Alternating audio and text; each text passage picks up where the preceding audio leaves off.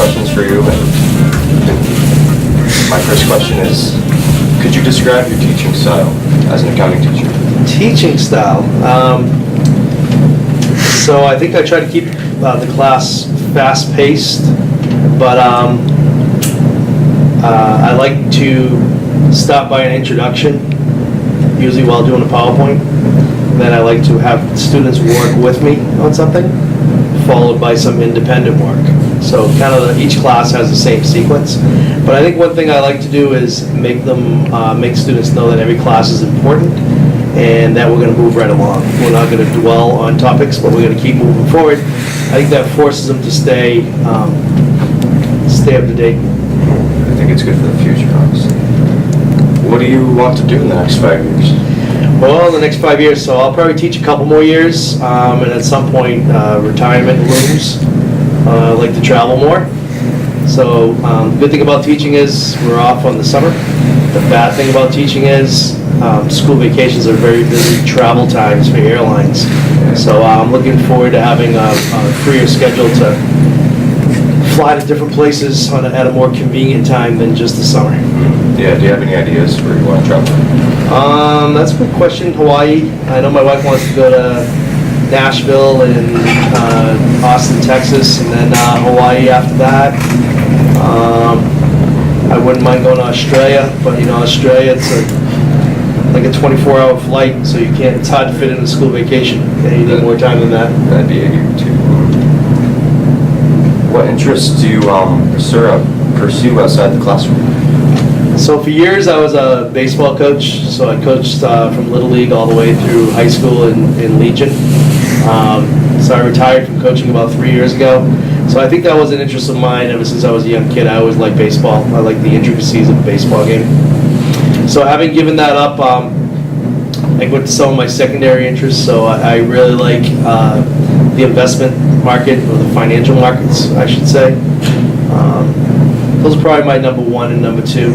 I like all sports, but I don't watch all sports. I know most people think watching baseball is boring, but I like watching baseball, and I don't like watching the other sports. Yeah, I understand. I used to like baseball, but like in economics, I can't believe how much I've gotten interest from it. Like, I smile in the back just looking at it. I'm like, I can't believe personal finance? Mm-hmm. Yeah. Personal finance. Good. Yeah. What personal strengths do you find especially helpful in your teaching? Well, I think a couple things. First of all, I started coaching when I was 16, so I've been generally dealing with kids and trying to motivate them for 40 years.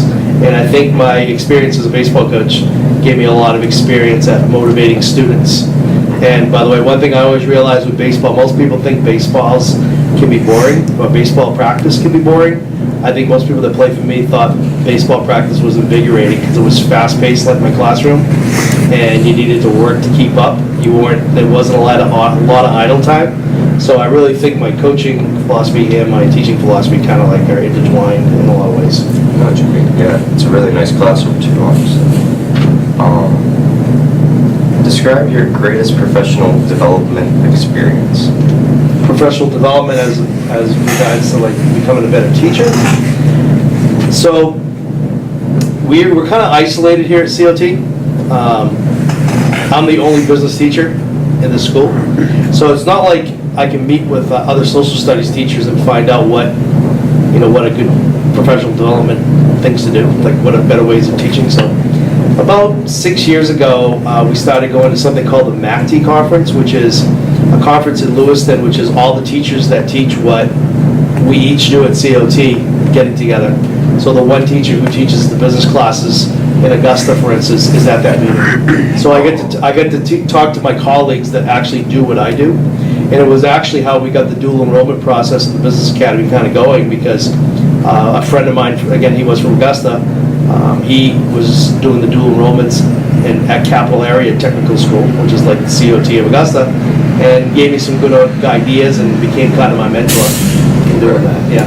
So it was really nice being able to get away and talk to people who do what you do rather than me just go talk to teachers who are teaching maybe English or social studies, which are much different subject matters than what I do. Was there a business class or anything to do with economics before you came in? Yeah, I was here, yep. So I think I've taken it to the next level. I think in personal finance, so you're talking about the investing in personal finance class, it was really personal finance based, how to deal with a checkbook. I think I brought the heavy dose of the investment world into that because of my personal experience with that. So sometimes you might not have a teacher that has a lot of experience, so they're a little bit shy about teaching it, so that was kind of my forte. So I was able to jump right into that. So I definitely changed that course a lot from what they did before I got there. Accounting is accounting, like the accounting teacher did what before me did what I do, I think. I think the most changes I've made in my classes are the business management and personal finance. I think I've taken both those classes kind of a step up from where they were.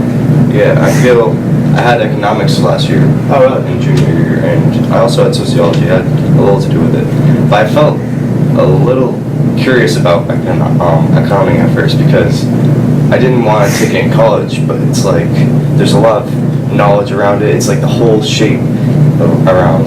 Right. Well, I'll tell you. You mentioned about the investing class you kind of like. All investing is based on accounting terms. You're going to find that out real shortly. So, a matter of fact, one of the things I was working today is updating our stock picking spreadsheet, and all these things on the top row are all basically accounting terms. So what investing does is it lets you, remember, accounting is a language of business. So if you don't understand accounting, you struggle with both business and investing. Understanding the language is kind of like, it makes social studies learning a lot easier, right? If you can speak and understand English, social studies becomes easier. If you can speak and understand accounting, investing in small business management becomes easier. So they're really tied together. Yeah, I like that a lot. And here's the last question. What are 3 skills you find most challenging to master? Challenging to master? I can tell you that as a high school student, I was really shy. I was shy most of my young adult life. A matter of fact, it was kind of weird because when I coached, I wasn't shy. I interacted with parents and kids well. But I think when I first started teaching, I was a little intimidated about speaking in front of crowds, especially crowds that seemed disinterested. So one of the things, as you know, I try to encourage or reinforce in all my classes that I want the eyes in the presentation. So you're looking for knowledge rather than being distracted. So I guess one of the things, what the question again was focusing on? Challenges. Sometimes the challenge is keeping 16 and 17-year-olds interested in something that they may or may not be. 2 things: you get some people who are interested that have trouble staying focused, and you get some students who are just not interested in anything. Right? They come into school basically figuring how they're going to get out, rather than taking advantage of the free knowledge. So that's a little bit of a struggle for me because when I coached the teams, most kids the kids that were there wanted to be there and they wanted to learn. They wanted to get better. I find in a public school you don't always have that case. So that's a challenge for me every day. And that's why some people think I'm a stickler on things like getting here on time, paying attention to presentations, not being distracted by your cell phone, but a lot of those things are directly related to that I'm trying to give you the chance to get the most you can out of this class. Oh, yeah. Other challenges are, I'm glad we're finally kind of addressing absenteeism. Teaching relatively fast-paced classes. The only students I've had that haven't been successful are students that miss days of school. So, as you know, I highly encourage people not to be here, because when you're not here, you miss a lot. And I want students to know it's worthwhile to be in class, and that you really got to make your best effort to be here, or else you're going to struggle. Yeah, outside the classroom, you're not going to have the same course, so you're not going to teach yourself. The class, well, there's a reason why these classes are available for college credits. Again, these classes cost thousands of dollars at colleges, and they're taught the exact same curriculum. So yeah, you're not going to get this information unless you pay for it somewhere. It's not just going to fall on your lap, so we have the advantage of offering it free here, which, is obviously a big bonus. Yeah, with everything you've been enforcing in class, with showing up on time, and being absent or not being absent, I feel like I'm growing as a student.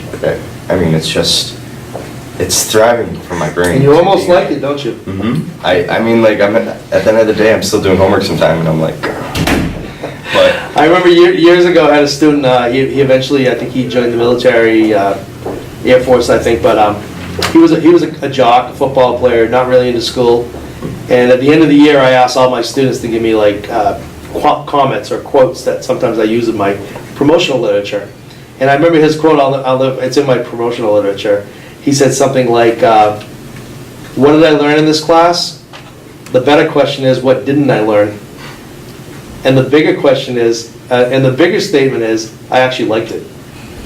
So I think that kind of sums kind of what I'm looking for people to learn something they didn't know before to a point where they like learning it rather than be a drudgery to come into class every day. So I don't get there with every student, by the way. I mean, you're saying you're having success. Obviously it's not 100%, but I'd say 3/4 of my students generally get interested in the class at some point.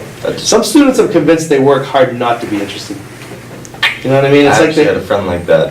That took your class last year. Oh, really? And I was like, I love accounting. I love numbers. It's so much easier than calculus. Yeah. Like, why do you even care?